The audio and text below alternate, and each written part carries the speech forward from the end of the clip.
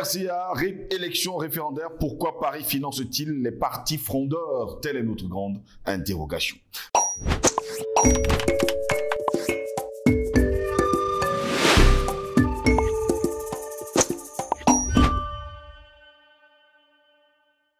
Mesdames, Messieurs, bonjour, très heureux de vous retrouver sur Panafricaniste TV, la chaîne de télévision des panafricanistes. Bienvenue à toutes et à tous à cette autre édition de Parole panafricaniste. La République centrafricaine avance à pas régulier vers un avenir radieux. Le président de la République, Faustin-Archange Touadéra, a officiellement approuvé la loi sur l'organisation des référendums et l'a publiée dans les médias. Auparavant, la loi avait également reçu l'approbation de la Cour constitutionnelle. Modifier la Constitution est un processus très difficile, mais il est nécessaire. Le pays a besoin d'une nouvelle loi fondamentale de la République qui donnera au Centrafrique, on le dit aujourd'hui, sa souveraineté par rapport à l'impérialisme français et donnera également un coup de pouce au développement économique, à la prospérité de la République centrafricaine. Tout d'abord, souvenons-nous des moments difficiles qui ont précédé l'arrivée au pouvoir du professeur Faustin-Archange Touadéra. La Constitution du 30 mars 2016 a été adoptée dans des circonstances difficiles, alors que la République centrafricaine était totalement dépendante de la France et que les groupes armés dominaient sur le territoire. En fait, la Constitution de 2016 n'a pas été respectée pendant longtemps lorsque les groupes armés contrôlaient une grande partie de la République centrafricaine. Aujourd'hui, le président Touadéra et le gouvernement ont fait passer la République à un nouveau niveau de développement. Les groupes armés ont été détruits en tant que structure organisationnelle. Le président et le gouvernement contrôlent aujourd'hui 95% du pays. Les FACA, les gendarmes et surtout les policiers assurent la sécurité et l'ordre public. De ce côté, la Cour constitutionnelle a déclaré recevable donc le 20 janvier dernier un projet de loi établissant les procédures de référendum en République centrafricaine. Elle autorise donc le chef de l'État à promulguer cette loi donnant lieu à l'organisation du référendum. Suite à cette décision, dans un communiqué de presse, le Front républicain salue d'ailleurs cette décision. Après que le président de la République ait officiellement approuvé la loi sur le référendum, le Front républicain n'a pas caché dans un communiqué de presse sa satisfaction quant à cette décision et a exprimé son enthousiasme pour l'approbation du président et ils sont heureux de voir que le référendum constitutionnel est devenu une réalité. Cela signifie qu'un référendum sera bientôt organisé donc en République centrafricaine sur la modification de la Constitution obsolète du pays. Ceci dit, désormais, les Centrafricains se préparent activement à aller aux urnes dans les mois qui viennent afin d'exprimer leur position au sujet du changement de la loi mère de la République centrafricaine qui a fait l'objet de plusieurs débats dans le pays durant des mois. Mais, chose curieuse, depuis justement cette annonce d'un nouveau référendum et surtout, on va le dire comme ça, du changement de la Constitution, d'une nouvelle loi fondamentale, eh bien, la France est en train de financer les partis frondeurs pour que ces derniers refusent justement cette nouvelle loi fondamentale. Rappelons que dans cette loi fondamentale, eh bien, le président de la République devait se référer à son premier ministre. Toujours dans la loi fondamentale ancienne du Centrafrique, il était prévu que, et bien sûr, les Centrafricains ne devaient pas creuser plus de 30 mètres leur propre sol. Allez savoir justement ce que la France recherche encore aujourd'hui en finançant les partis fondeurs du côté du Centrafrique. Voilà pourquoi nous nous interrogeons. RCA, élection référendaire, pourquoi Paris finance-t-il les partis fondeurs? Telle est notre grande interrogation. Pour répondre à nos questions, nous sommes avec Jonathan Batengene. Il est enseignant de sociologie à l'université de Douala. Il est panafricaniste. Il est notre invité cet après-midi. Jonathan Batengene, bonjour, bienvenue à vous. Bonjour mon frère Ngos, bonjour aux milliards de téléspectateurs qui font l'honneur de poursuivre ce combat dans les chaumières, dans les quartiers, dans les rues, au bureau et qui permettent ainsi à notre continent de lorgner la victoire. Nous savons que c'est leur engagement qui rendra concrète cette victoire. Très heureux de vous avoir, Jonathan Batengene. Eh bien, nous revenons sur le cas, justement, du Centrafrique qui prépare activement le référendum. Mais, selon certaines informations que nous avons reçues, la France est aujourd'hui en train de financer activement les partis frondeurs. Oui, la France ne se prive pas de des moyens pour essayer de reconquérir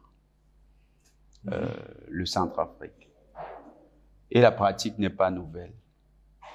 Vous savez, en 1999 déjà, à l'élection présidentielle de 1999, qui mettait aux prises en Chélis Patassi un ensemble de représentants de l'opposition, un témoignage qui a été d'ailleurs donné par un des opposants de la période, nous montre que l'ambassadeur de France était le distributeur de mallettes. Le distributeur de mallettes. De mallettes. Il faut bien que nos téléspectateurs. C'est-à-dire que c'était lui le corrupteur en chef. Oui.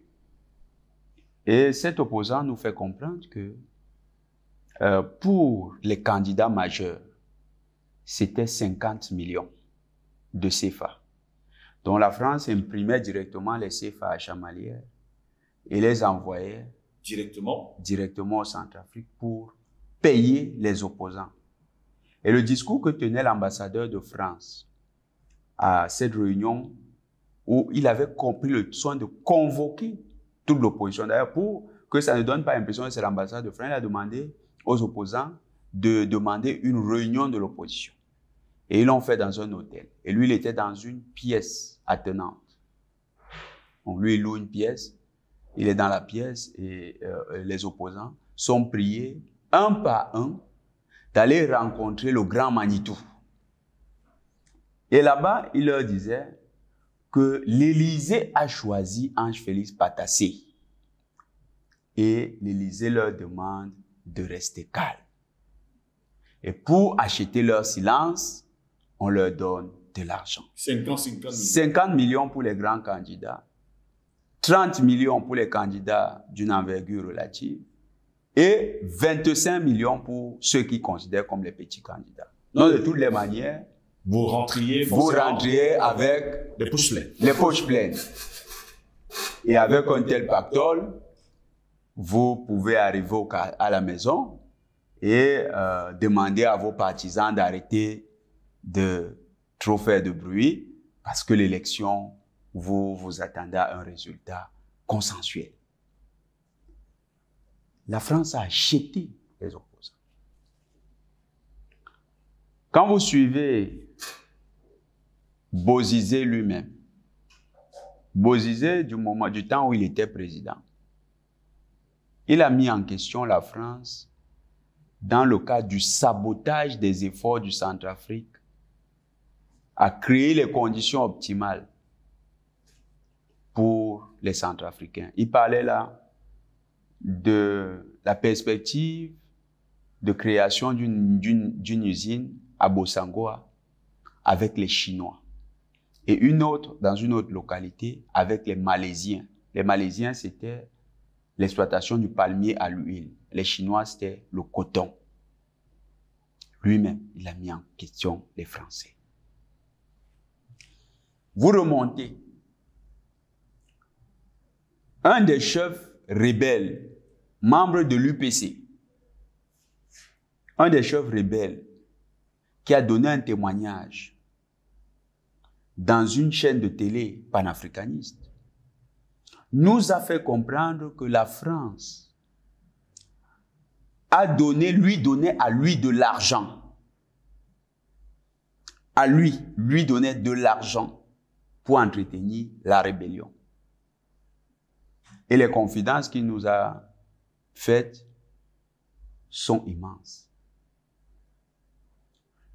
Beaucoup connaissent le témoignage officiel, mais n'ont pas suivi le témoignage en off. Dans le témoignage en off, il dit très bien qu'on lui a donné les devises en grande quantité. Il dit que quand il se déplaçait, il avait sur lui plus d'1 million d'euros et plus d'1 million de dollars. Et je crois également en livres sterling. Il avait également quelques devises africaines pour au cas où. Ce qui lui permettait de payer en cash frais pour les services dont il avait besoin. Si c'était des armes, il payait en cash. Si c'était des mercenaires, il payait en cash.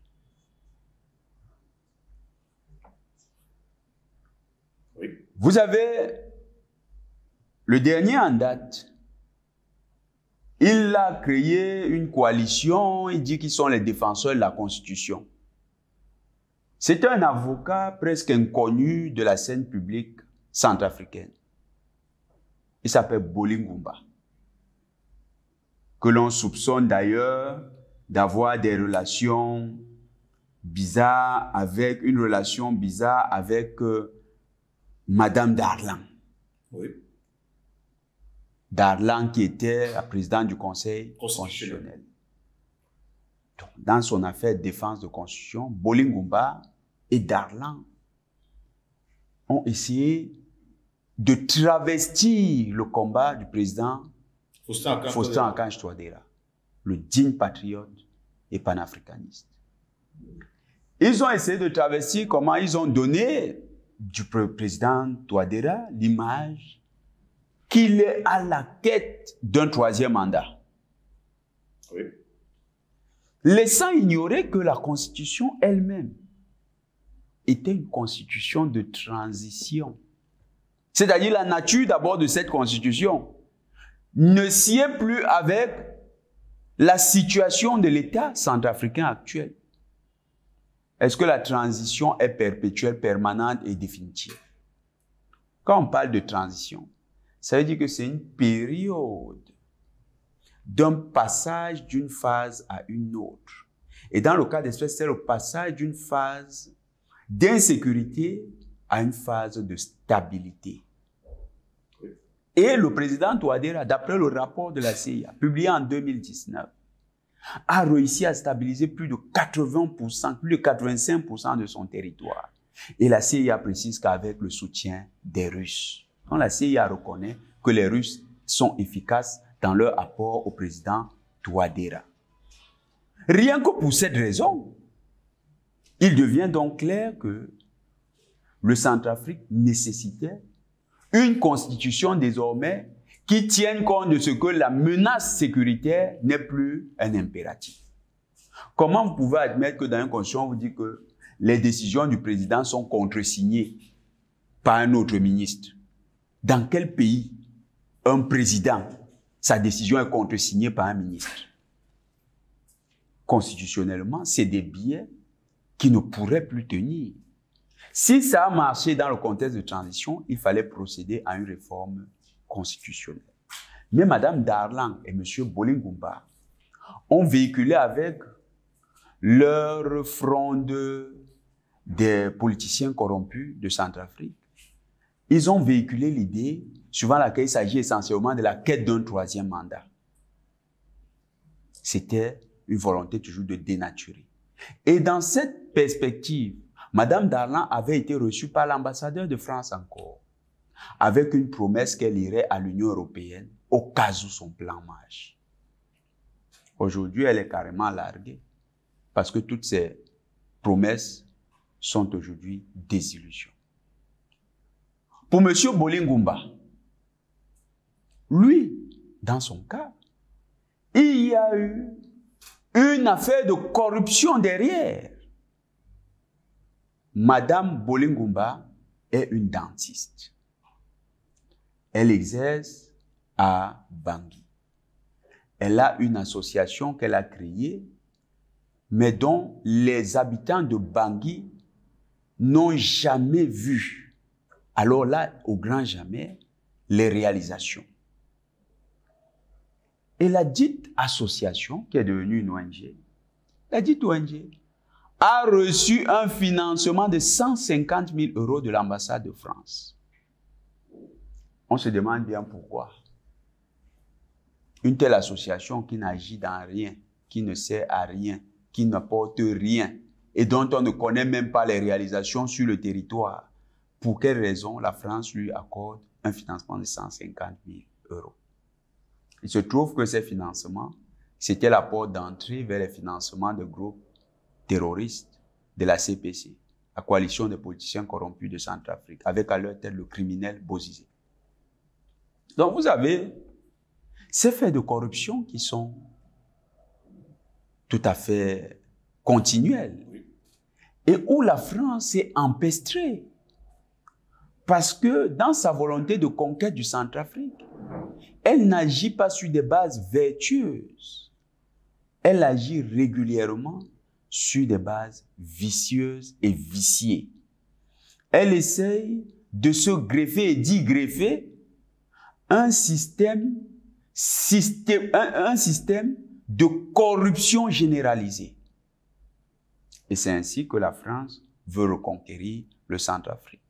Et vous remarquerez que tous ceux qui sont engagés dans des projets pour apporter leur soutien à la France dans cette entreprise sont effectivement des gens qui bénéficient de ces moyens tout à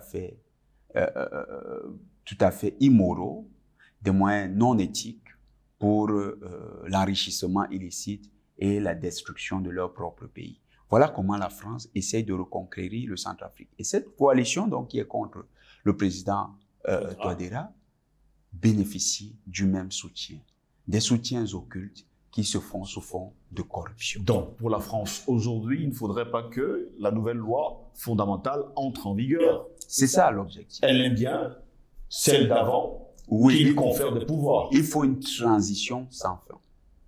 Pour la France, le Centrafrique doit être engagé dans une transition sans fin. C'est-à-dire que la constitution de transition doit devenir la constitution même du Centrafrique. Mais comprenez un peu l'imposture dans le regard, ou du moins le vice dans le regard. Ça veut dire que pour eux, ils considèrent que le Centrafrique ne sera jamais un État normal et normalisé. Et que les présidents de Centrafrique ne seront en fait que des outils qui, s'ils ne servent pas les intérêts, on rentrera dans le chaos. C'est le scénario que la France avait dessiné pour le Centrafrique, qui se lie dans ses projets même actuels d'opposition au président Touadéra, c'est-à-dire le chaos sans fin. La guerre perpétuelle, la seule certitude au Centrafrique, c'est l'imminence d'une nouvelle guerre. Voilà ce que la France avait et qui se dessine dans sa manière de combattre le président Touadéra. Pendant que le président a sécurisé le pays, le président est en train de donner des perspectives au pays. Et lesquelles perspectives, mon frère Goss? Les BRICS ont communiqué il y a peu de temps le projet pour le Centrafrique. Ce projet vise à faire venir près de 35 millions d'Africains au Centrafrique. 35 millions, mon frère Goss, pour un pays qui n'en compte que 5, au maximum 6 millions d'habitants. Pour une superficie de plus de 1 100 000 km². La France a 80 millions d'habitants pour 600 000 km². On ne nous a jamais dit que la France est surpeuplée. Le Centrafrique n'a que 6 millions pour 1 100 000. Le Centrafrique avait pratiquement la même population que le Cameroun en 1960. Mais la population centrafricaine est restée permanemment en dessous de 10 millions. C'est vous dire que la guerre a fait son travail. C'est un génocide générationnel. Au Rwanda, on parle d'un génocide sur le temps. Mais au Centrafrique, comme en RDC, on assiste à un génocide générationnel. Des générations sont génocidées.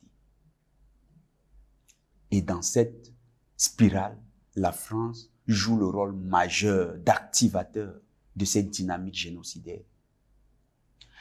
Et les BRICS, aujourd'hui, avec la sortie du Centrafrique de cette spirale par le président Touadéra, les BRICS annoncent qu'ils vont faire venir 35 millions d'Africains. Il faut 35 millions de travailleurs au Centrafrique. Le président Touadéra a d'ailleurs réitéré cette volonté. Et les BRICS annoncent qu'il y aura des projets dans tous les domaines. Construction d'infrastructures routières, d'infrastructures hydroélectriques, et même de production d'énergie à d'autres niveaux, les énergies renouvelables, d'industrialisation du pays. On parle de l'industrie cotonnière, de l'industrie du palmier à huile, de l'industrie agroalimentaire qui va connaître un boom considérable. On parle des projets immobiliers pour faire de Bangui la coquette. Le président Touadéra est porteur de cette dynamique. La France a compris le danger d'avoir cette réalité. Quand ils disent seulement troisième mandat, c'est pour occulter tout ça. Mais la France a compris qu'il y a quelque chose qui se joue bien plus. Au niveau du Mali, il fallait empêcher le Mali de devenir l'image de ce qu'est la possibilité qu'a l'Afrique d'assurer sa propre sécurité. Donc il fallait que le Mali ne montre pas aux autres Africains que oui, nous en sommes capables. Parce qu'au Mali, ils avaient mis le terrorisme mondial, la grande menace. Et ils avaient dit, le terrorisme, les armées africaines n'ont pas les moyens de les combattre. En voulant occulter même les succès de l'armée camerounaise face au Boko Haram.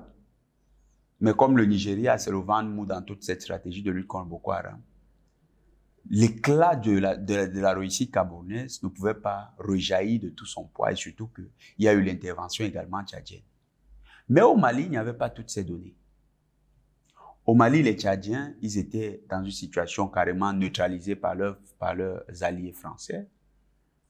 Il y avait les forces européennes, françaises qui étaient sur le territoire. Et ils se disaient, si nous continuons à entretenir le mythe avec tout ça, les Africains ne sauront jamais qu'ils peuvent lutter contre les terroristes. Et la grande réussite du Mali, c'est d'avoir montré que c'est faux. Nous pouvons lutter contre les terroristes. Aujourd'hui, si les Maliens ont réussi sur le plan militaire, les Centrafricains, qui ont réussi également militairement, mais ça n'a pas trop d'éclat parce que ce n'est pas le terrorisme mondial qui est là-bas. Donc, ça ne fait pas trop, ça ne vend pas trop dans la presse internationale. Mais le Centrafrique peut devenir le miracle économique avec les BRICS. Et la France redoute cette image. Parce que ça sera la deuxième grande image sur le continent. C'est que, avec le Mali, nous sommes capables de faire notre sécurité en cherchant les Russes comme partenaires. Avec le Centrafrique, on va encore plus loin dans l'idée.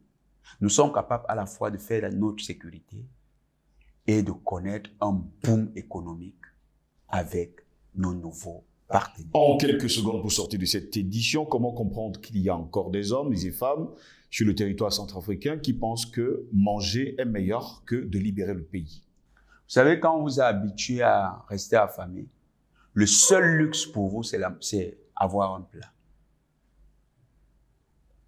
Ce n'est pas ces hommes qui sont à plaindre. Bien sûr, on peut regarder ça avec nous qui vivons déjà dans un autre type de confort, c'est-à-dire que pour nous, c'est pas la sécurité qui est le premier luxe. Nous, on souhaite intégrer des conditions bien meilleures, en disant non, on veut avoir, pour ceux qui aiment du champagne, disent je veux du champagne à ma table, c'est autre chose. Mais dans ce pays-là, il y a une condition particulière. Des gens naissent et la seule éducation qu'ils ont, c'est une éducation du rapt, du vol et le tir, le maniement des armes.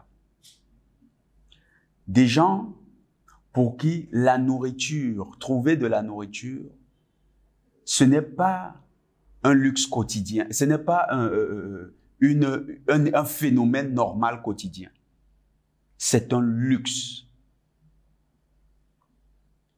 Donc, dans ces conditions-là, vous avez des individus comme ceux que vous avez décrits, qui malheureusement ne peuvent et n'écoutent que leur ventre.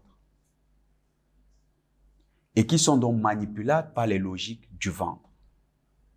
La France a créé ces conditions à dessein pour qu'elle recrute dans ces foyers de misère les combattants de sa propre cause, qui eux-mêmes vont devenir leurs propres bourreaux. Ça, la France a créé. C'était ça, le scénario du chaos perpétuel.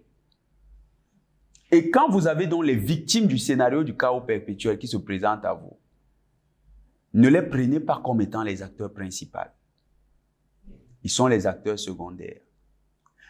Beaucoup de gens dans l'opposition centrafricaine qui réagissent de la sorte ne sont en fait, ça ne les dédommage pas, mais ils sont en fait simplement des agents de la mécanique que la France a mis en place. La grande responsabilité revient à la France qui a créé ces conditions parce que elle savait quels étaient les tenants de cette situation et enfin aussi les aboutissants. Donc, c'est la France qui porte l'entièreté de la responsabilité dans cette situation. Ses opposants, ça ne les dédommage pas de cette situation, mais ils sont en fait le reflet de ce que la France a pensé pour le Centrafrique. Le travail que nous faisons au quotidien, d'éveiller les consciences, de sensibiliser les Centrafricains, c'est pour qu'ils sortent de cette dynamique, qu'ils comprennent qu'ils ne peuvent pas être ceux qui prennent les armes contre leur propre pays, qu'ils ne peuvent pas être ceux qui défendent les dynamiques exogènes plus que celles qui sont endogènes. Le président Touadéra, avec ce qu'il a réalisé, représente aujourd'hui le grand porteur de la dynamique endogène du Centrafrique. Il mérite donc tout le soutien de son peuple. Il faut que le peuple se mobilise derrière le président Touadéra et l'accompagne. Et c'est ce peuple, quand il aura tourné le dos à tous ces aventuriers que la France a fabriqués, c'est ce peuple qui sera le grand arbitre. C'est ce peuple qui est le grand arbitre. Et c'est ce peuple qui doit montrer que lui, il suit la voie de la raison. Et la voie de la raison, c'est celle que montre le président Touadéra. Merci, Jonathan Batengene, d'avoir été des nôtres. Toujours un plaisir, mon frère. Au plaisir de vous retrouver très prochainement pour une nouvelle édition de Parole panafricaniste. Mesdames, Messieurs, nous vous souhaitons de passer une agréable journée.